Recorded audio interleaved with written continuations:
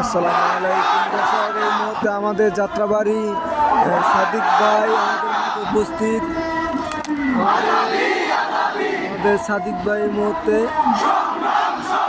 আমাদের যাত্রাবাড়িতে উপস্থিত।